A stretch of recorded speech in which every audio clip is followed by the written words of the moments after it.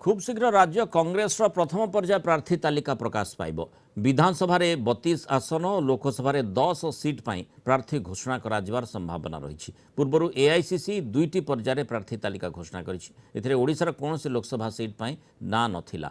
तेबे आसंता काली दिल्ली में screening committee बैठक बसिब नाही। कहीं स्क्रीनिंग कमिटी बैठक घुंचिला ताहा पीसीसी सभापति ही कहिपारिबे।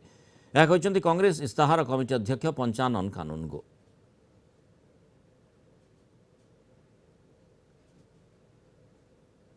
नहीं यही 7-8 दिन भितर निश्चित भाव में फास्ट फेजटा घोषणा हो मोर विश्वास। दुई प्रकार निष्पत्ति होता गोटे है 32टा विधानसभा 10टा लोकसभा तापरे आउ केतक टिके इलास्टिसिटी होकर 67टे विधानसभा सीट निष्पत्ति होता।